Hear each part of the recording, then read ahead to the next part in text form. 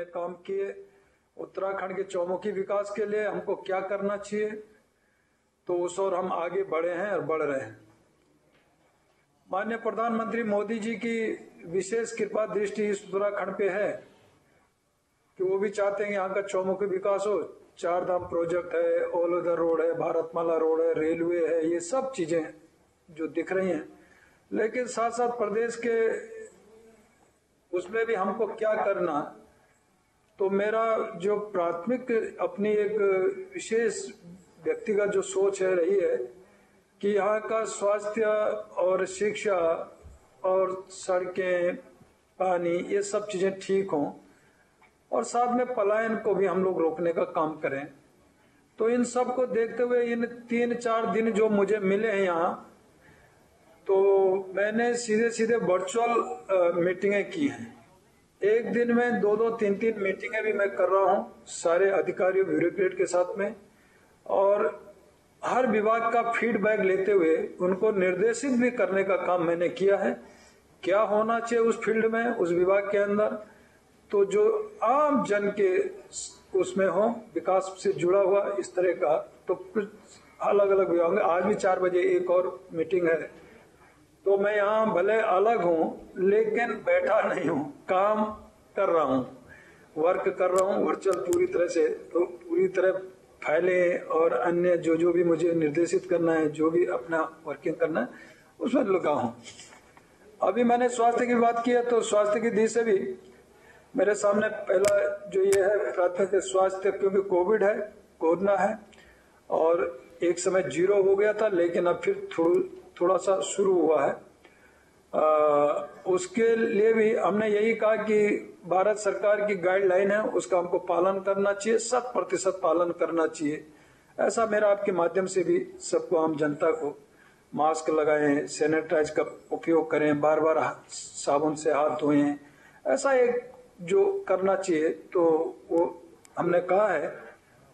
लेकिन साथ ही मेरा ये भी कि जो स्वास्थ्य हमको प्रदेश के अंदर जिस प्रकार का आगे और इसको दूर दराज गांव तक ठीक स्थिति में हो, आम आदमी परेशान न हो, वहीं उसको सुविधाएं मिले स्वास्थ्य की, तो उसके लिए पहला काम तो यह है कि 138 जो 108 हमारी एम्बुलेंस थी, और उसको हमने बढ़ाया है 138।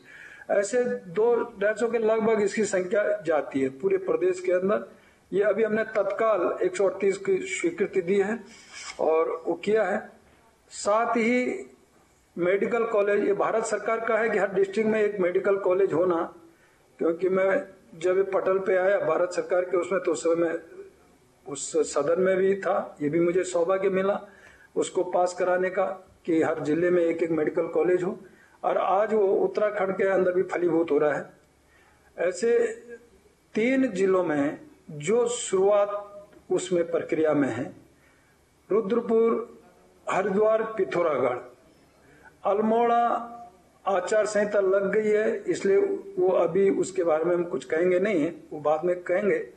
लेकिन 3 जो जिलों में है, तो रुद्रपुर में ऐसे 300 करोड़ सभी में मिला है, जिसमें कि 10% हम लोग अपना स्वयं का लगाते हैं, ऐसा एक है।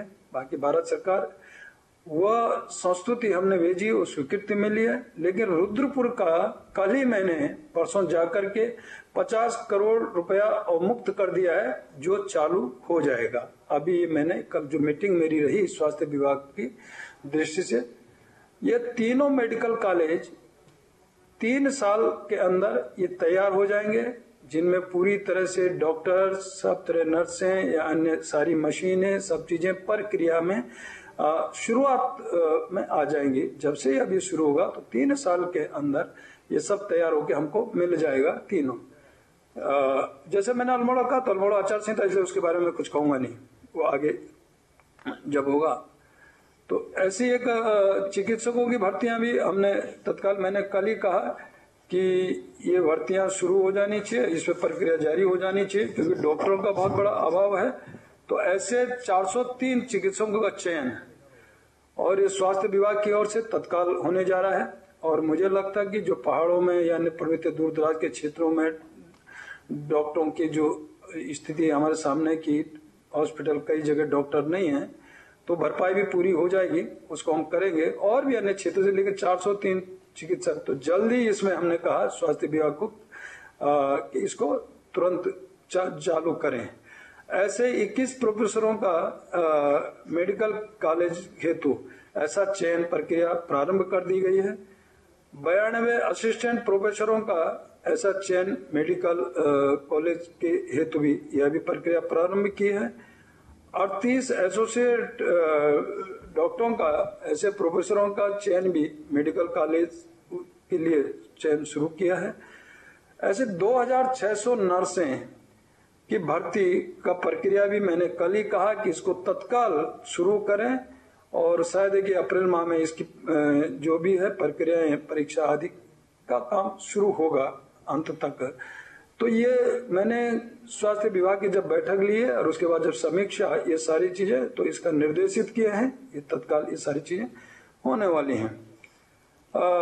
कोविड के समय में भी अभी जो है, तो अभी जो हाल ही में हमने जब किया, अभी मैं हरिद्वार भी गया और जगह भी इस तरह किया, तो उसको दृष्टिगत रखते हुए तो राज्य के चिकित्सकों में ऑक्सीजन और ऐसा एक जनरेटर प्लांट इसको भी किया है और वेंटिलेटर बड़ी मात्रा में हमने दिए हैं।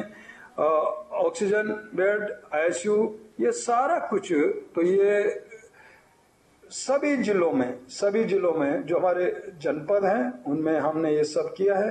यदि मैंने कहा कि मैं भी अल्मोड़ा की बात नहीं करूंगा, लेकिन बाकी शेष 12 जिलों में ये मैं बात कर रहा हूं कि सभी जगह इस प्रकार का दिया। ये जो आपको आंकड़े ये दे दिए जाएंगे, आपको कितना कितना कहां दिया है, तो ये हम पहुंचा देंगे।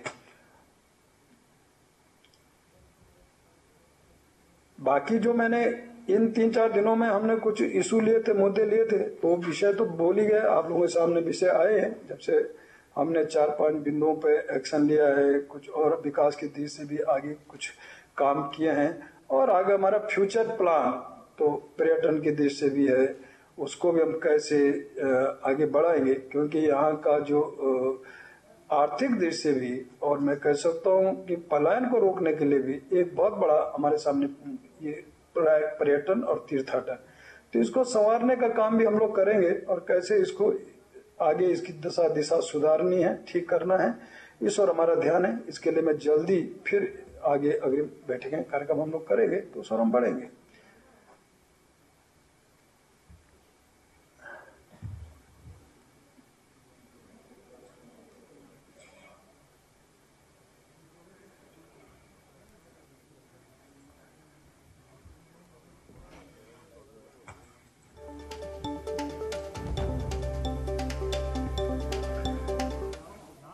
रावत को आप सुन रहे हैं। बाकी होली मनाए बढ़िया हैं, फर्स्ट क्लास, क्या है, रंग बिरंगे हैं, और प्रत्येक में इस उसमें नहीं रहता तो मैं आपके बीच में होता, और अच्छा एक उत्साह, तो कुल मिलाकर के उसको आनंद लें हम लोग हैं पूरी तरह।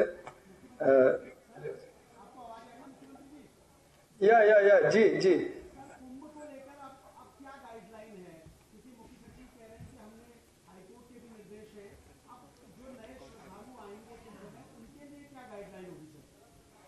देखिए, गाइडलाइन तो पहले भी मैंने कहा था कि हमें जो भारत सरकार का गाइडलाइन है उसका 100% पालन करना है। ये मैंने तब भी कहा था, अभी भी कह रहा हूँ।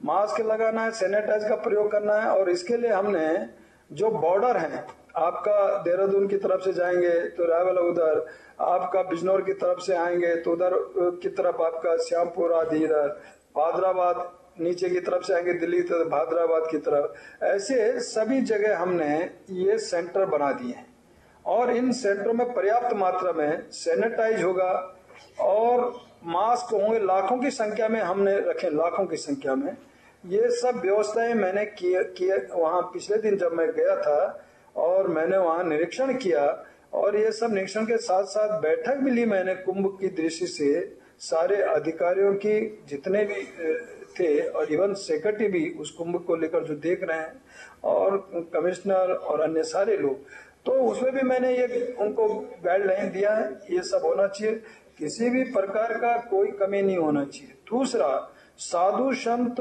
महात्मा अखाड़ा अभी तक ओपो की स्थिति में थे। बहुत सारों को जगह नहीं मिली थी, जगह मिल भी नहीं रही थी। मैंने पहला काम तो ये किया, उन सब को, शंकराचार्यों को भी और अन्य जो भी अन्य साधु संत समाज और जो धर्माचार्य, उन सबको जगह आवंटित करने का काम किया है। मैंने कहा आज दिन तक ये सब होता है, ये होना चाहिए, और कुंभ तो उन लोगों के आम जन का है। दूसरा, 12 साल में ये कुंभ आता है, ये कोई मेला होली नहीं है कि हर वर्ष आएगा। मेला कहीं भी लगाया जा सकता है, लेकिन कुंभ तो हरिद्वार लगेगा, प्रयाग ही लगेगा, नासिक ही लगेगा, ये कोई अन्यत्र जगह नहीं लगाया जा सकता। इसका स्थान तय है, समय तय है, इसलिए लोग पहले से चले आते हैं कि हमें कुंभ नहाना है। अंतिम इच्छा भी होती है कि मैं अपने रहते रहते कुंभ नहा जाऊं, ये भी लोगों के मन में रहता है। तो उन मनोभावनाओं को देखते हुए मैंने पहले भी कहा कि मैं जनता की नवज को और जनता को जो चाहती है वो देखते हुए आगे बढ़ेंगे। तो उसको देखते हुए मैंने उस दिन भी जब शपथ ली तो मैंने 2 घंटे के अंदर मीटिंग ली। एक काम तो मैंने ये किया था कि जो लॉकडाउन में जिन लोगों ने काम किया है पूरी तरह, और उनसे मैंने कहा तत्काल उनके जो मुकदमे वापस होने से 4,500 से अधिकतर ऐसी संख्या थी जो स्वयंसेवी संस्था। दूसरा कुंभ को लेकर था, जब मैंने ये विषय लिया कि एक देखिए गाइडलाइन का पूरी तरह पालन करना, लेकिन लोगों में भय नहीं होना चाहिए। अभी तक यह भय था, एक डर था। मैं दिल्ली में भी होता डर था, कुंभ हो पाएगा नहीं हो पाएगा, कैसा होगा क्या होगा, जा पाएंगे नहीं जा पाएंगे, शक्ताई है, ये सब चीजें थी। वो कम से कम दूर होनी चाहिए। भाई गाइडलाइन अपनी जगह, गाइडलाइन का पूरी तरह पालन करना, लेकिन डर दूर होना। तो ये डर भय दूर हुआ तो 32-33 लाख उसी दिन स्नान किए। किसी प्रकार का कोई हताहत नहीं हुआ, कोई कानून व्यवस्था भंग नहीं हुई, पूरी व्यवस्थित हुआ। और अखाड़ा परिषदों को भी पूरी तरह स्वागत अभिनंदन करने का काम हुआ। पहली बार हेलीकॉप्टरों से फूलों की वर्षा, पहली बार अखाड़ा परिषद खुश थे, साधु संत खुश था, वहां का व्यापारी सभी तय खुश। मेरा ये कहना है कि अब भी 3 स्नान है, गाइडलाइन का हमको पालन करना है, जो हाईकोर्ट ने कहा उससे हम आगे निश्चित है कि उसका पालन, भारत सरकार गाइडलाइन का पालन। लेकिन जो सख्ताई रोक टोक वो नहीं होगी पुलिस के द्वारा, प्रशासन के द्वारा बेफजूल किसी को परेशान करना। ये इतना है, मैंने ये कहा है कि बॉर्डरों पे गाड़ियां खड़ी रहेंगी। हमने बसों की संख्या बढ़ा दी है, हमने 3-4 बसों की संख्या बढ़ाई है, और वो बॉर्डरों पे रहेंगी। ये सब कुछ करते हुए, गाइडलाइन का पालन करते हुए, उनको बिठा करके और उनको स्नान कराते हुए फिर उनको उन गंतव्य तक भेज दिया जाएगा, उस बॉर्डर तक उनको छोड़ दिया जाएगा। ऐसी व्यवस्था प्लानिंग भी हमने किया है। कुल मिलाकर के अंदर कोई अव्यवस्था न हो, ये रहा। साधु संत समाजों को मैंने कहा उनको पूरी जगह पर्याप्त स्थान ये हम देने का काम किए हैं। और कुंभ भव्य दिव्य हो, ये हमारी प्राथमिकता है। कुंभ अच्छा होना चाहिए, व्यवस्थित होना चाहिए, और सबको इसमें नहाने का जो मन्नत जिन लोगों ने मानी होगी और जिन लोगों ने पहले से तय किया होगा वो लोग आए आमंत्रित, लेकिन ये गाइडलाइन का पालन करते।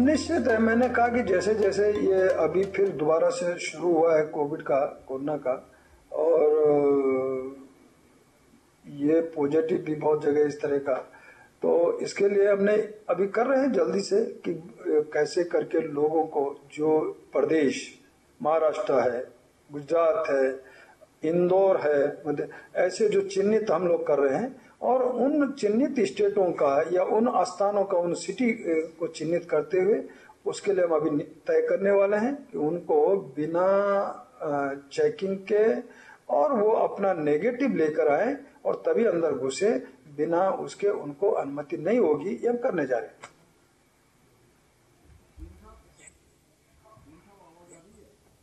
जी जी जी, स्वास्थ्य ठीक है तले जी, बढ़िया है, आप लोगों के आशीर्वाद ठीक है। बस धीरे धीरे ठीक होते जा रहे हैं, लेकिन गाइडलाइन हमारे सामने जो है उसका पालन मुझको करना है। उसका पालन करते हुए मैं यहीं रह करके भी बैठ के मीटिंगें चला रहा हूँ, दे रहा हूँ पूरा।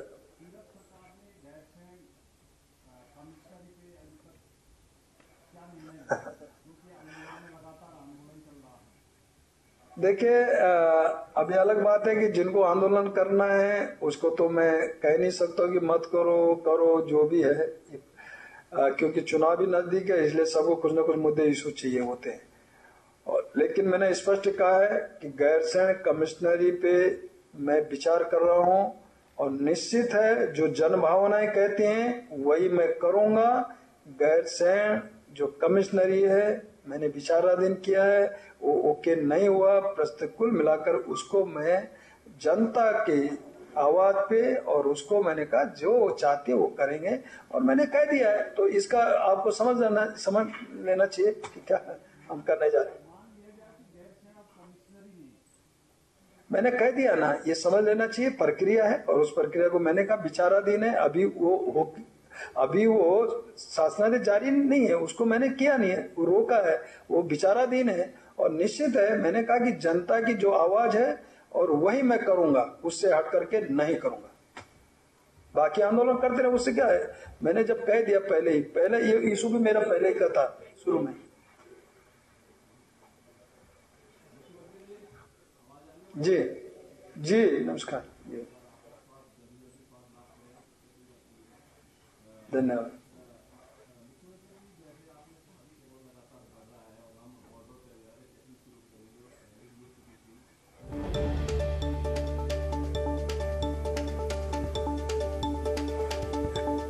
मंत्री तीरथ सिंह रावत को आप सुन रहे हैं। होम आइसोलेशन से वर्चुअली वो प्रेस कॉन्फ्रेंस कर रहे हैं। मुख्यमंत्री बनने के बाद ये पहली प्रेस कॉन्फ्रेंस उनकी हो रही है।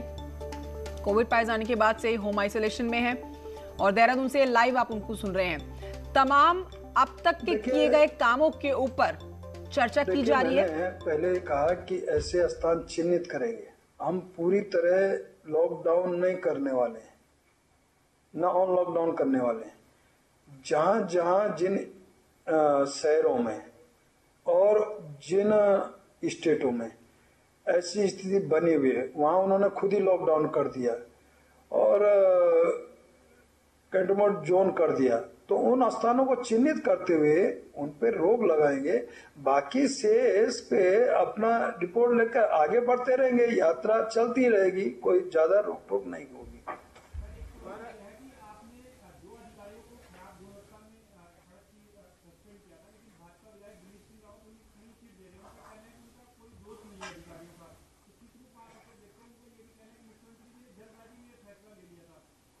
देखिए, आप यदि मेरी वर्चुअल जो मीटिंगें हो रही हैं, और मैंने सचिवालय में भी जब मैं ठीक था तो मीटिंगें करता था, जनता को मिलने के बाद इधर फिर मैं मीटिंग करता था। शायद इतनी मीटिंगें मैंने बहुत जल्दी किया है मंत्री पद से, और भी मीटिंग में लेता रहा हर विभाग के लिए, और जनरल भी एक मैंने मीटिंग सभी विभागों की एक शामिल भी लिया था। मैंने सीधा शुरू में कहा उनको, देखिए मुझे विकास चाहिए और समय पे काम चाहिए। जब समय सीमा होती है तो वो काम उस समय हमारे सामने दिखना चाहिए। ये फाइलों का अंबार नहीं लगना चाहिए, ये तत्काल इस पे कार्रवाई करते हुए और इसको आगे बढ़ना चाहिए। बजट हमारा सेंटर से आया है, हमको स्टेट को बहुत सारा बजट, मैंने अभी जैसे ये कहा ये अवमुक्त हुआ, मैंने तुरंत रुद्रपुर में 50 करोड़ अवमुक्त कर दिया, काम चालू करने की बात होगी। ऐसे ही जो भी जिला प्लान का अन्य मदों का भी है, वो हमारे स्टेट में आते ही तत्काल नीचे जिलों में जाना चाहिए। और मैंने डीएमओ को भी सीधे सीधे कहा है कि उसको सीधे नीचे आपको भेजना चाहिए, जिससे कि तत्काल काम शुरू हो। उसके बाद फिर जब काम शुरू होता है तो उस पे क्वांटिटी क्वालिटी दोनों ध्यान में आनी चाहिए और गुणवत्ता दिखनी चाहिए, ये पारदर्शिता चाहिए हमें। तो काम पता चला कि आपने रेत बजरी ये सब कुछ लगाया, जो कुछ भी किया, और उसके बाद और मिक्स 2 महीने बाद ही फिर उखड़ते दिखने लगे। ये नहीं होना चाहिए, ये मैंने हर मीटिंग में कहा, हर विभाग को कहा, ये नहीं होना चाहिए। और यदि मुझे कहीं दिखता है तो उस पर तत्काल कार्रवाई होनी चाहिए, तत्काल। और इस पे कोई बख्शा नहीं जाना चाहिए। इस पे चाहे कोई जनता का व्यक्ति हो, कॉन्ट्रैक्टर हो, चाहे वो आपका जेईई हो या कोई भी शासन कोई एनीबॉडी, जो गलत है, गलत के लिए यहाँ कोई स्थान नहीं है। जो सही है उसको प्रोत्साहन करेंगे, सम्मान करेंगे, इज्जत देंगे, काम को आगे बढ़ाएंगे। सर, सरकार के ही कुछ मंत्री गैरसैंण को जिला बनाने की मांग कर रहे हैं। उन्होंने कहा, इस बात की वकालत की है। अभी आप किस तरीके से देखते हैं? देखिए, मैंने कहा ना, अभी तो विषय देखेंगे, उस समय जब ये विषय आएगा तो देखेंगे ना। अभी सब चीज एक ही, यार कुछ आगे के लिए भी तो रहने दो मित्रों। अभी ये समय आएगा इन चीजों का भी। इन चीजों कुलदीप जी इन चीजों का भी समय आएगा, चिंता मत करो। मैं आपकी भी भावना समझता हूँ और आप सब लोगों की भावनाएं और जनता की और सभी की जनप्रतिनिधि भावनाएं ये मेरे ध्यान में है। और आपको मैं आगे भी फिर बैठेंगे, बहुत समय, अभी बहुत जल्दी बैठते रहेंगे। कुछ चीजें आगे के लिए, अभी तो मैंने कहा ना, स्वास्थ्य की मैंने चिंता की। अभी बढ़िया सा देखिए, जो बढ़िया वहां थोड़ा बहुत चाय पानी, मैं तो आ नहीं सकता हूँ, लेकिन आप भी लीजिए और मुझे भी भेज दीजिए, ठीक है? आनंद लीजिए। मुझे थोड़ा डॉक्टर आए हैं और मेरे सारा समय, उन्होंने शायद टीप टाइम हो गया तो हर समय मुझे स्वस्थ रहने देंगे ना आप लोग, तो फिर मैं सवाल ही सवाल करता रहूंगा आपका। मुझे स्वस्थ, आप इस समय मुझे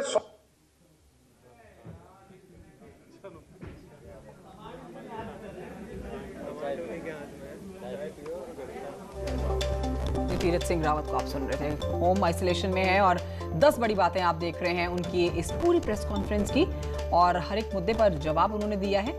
काफी देर ये प्रेस कॉन्फ्रेंस चली, लेकिन आखिर में बताया कि डॉक्टर उनके आए हैं चेकअप के लिए, प्रेस कॉन्फ्रेंस खत्म करनी पड़ेगी। लेकिन आपको बताते हैं कि सबसे पहले उन्होंने होली की बधाई दी है सबको, और उसके बाद उन्होंने तमाम वो काम गिनाए जो अब तक के उनके मुख्यमंत्री कार्यकाल में किए गए हैं। कुंभ मेले के ऊपर भी जानकारी दी गई, साथ ही बताया स्वास्थ्य को लेकर उन्होंने बेहतर कदम बढ़ाते हुए एम्बुलेंस की संख्या बढ़ाई है प्रदेश में।